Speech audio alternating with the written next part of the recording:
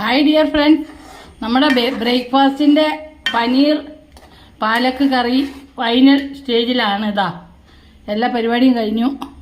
ഇനി ഒരല്പം ക്രീം ചേർക്കാൻ നല്ലതാണ്. ക്രീം, ഫ്രഷ് ക്രീം കേട്ടോ, ബേക്കറിയിൽ കിട്ടും.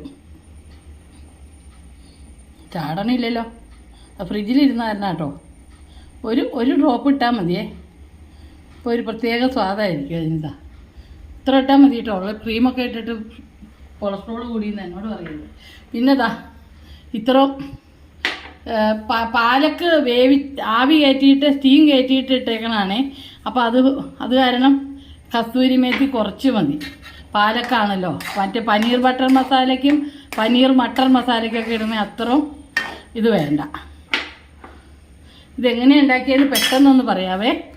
പനീർ തിളപ്പിച്ചു, സവാള, ഇഞ്ചി, പച്ചമുളക്, വെളുത്തുള്ളി, ഇത്രയും സാധനം, അല്പം ബട്ടറും അല്പം സൺഫ്ലവർ ഓയിലും കൂടെ ഒഴിച്ചിട്ട് ചീഞ്ചട്ടി ചൂടായപ്പോൾ അതിലിട്ട് മൂപ്പിച്ചു. തക്കാളി ഇട്ടു, മല്ലിപ്പൊടി, മുളക് പൊടി, മഞ്ഞൾപ്പൊടി, ഗരം മസാലപ്പൊടി സ്പെഷ്യലായിട്ട് പൊടിക്കുന്നതാണ്. ഇത്ര ഇട്ടു വാട്ടി കുതിർത്തി വെച്ചിരിക്കണം. 4 കാഷ്യൂനട്ട് ഇട്ടു. അത് കഴിഞ്ഞ് അല്പം പഞ്ചസാര, 1/4 ടീസ്പൂൺ പഞ്ചസാര, ടീസ്പൂൺ പഞ്ചസാര, അതായത് 1 പിഞ്ച് മതിയേ, കാരമലൈസ്ഡ് ഷുഗർ ആവാനാണ്. അപ്പോൾ അതും ഇട്ടു. അത്രയേ ഉള്ളൂ. ഇതെല്ലാം ഇങ്ങനെ ചെയ്തു. എന്നിട്ട് ഇത് ചീഞ്ചട്ടി ഓഫ് ചെയ്തു. പിന്നെ തിളച്ച വെള്ളത്തിൽ ഇട്ടിരിക്കുന്ന പനീർ ക്യൂബാക്കി ഇട്ടിരിക്കുന്നത് അത് അവിടെ വെള്ളം പിഴിയാൻ വെച്ചു. അര കഷ്ണം പനീർ, 1 പാക്കറ്റ്. അത് കഴിഞ്ഞിട്ട് പിന്നെ ആ പനീർ ഇതിലേക്കിട്ടു. ആവി കയറ്റി വെച്ചിരുന്ന പാലക്ക്, ഒരു പാലക്ക് അക്ഷയപാത്രത്തിലിരുന്ന പോലെ ഒരു അരിപ്പുണ്ട്, അതിലേക്ക് ഇട്ടു. മിക്സ് ചെയ്തു. ഇതാണ് സംഭവം. ഓക്കെ, സൂപ്പർ പനീർ പാലക്ക് കറി. പൂരി പരത്തി വെച്ചിട്ടുണ്ട്. പൂരി ഉണ്ടാക്കിയാൽ മതി. ഇനി അത് എണ്ണ ഒഴിച്ച് കുളി കഴിഞ്ഞ് വന്നിട്ടാണ് പൂരി ഉണ്ടാക്കുള്ളൂ. പിന്നെ മെഴുക്ക്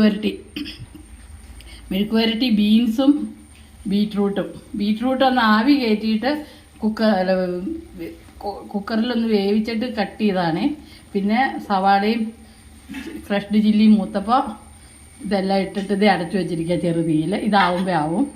പിന്നെ വെണ്ടയ്ക്ക നുറുക്കി വെച്ചിട്ടുണ്ട്. രാവിലെ നുറുക്കിയില്ലേ വെണ്ടയ്ക്ക മെഴുക്ക് വരട്ടി. അതിന് ഇനി കാന്താരിമുളക് പറിച്ചിട്ട് വേണം, പറിക്കാൻ പോണേ ഉള്ളൂ. ഫ്രഷായിട്ട് കാന്താരിമുളകും പറിച്ച് മെഴുക്ക് വരട്ടി ഇട്ട് അതും ഉണ്ടാക്കും. അത്രയേ ഉള്ളൂ. പിന്നെ പാവയ്ക്ക തീയലിരിപ്പുണ്ട്. പിന്നെ ചോറും.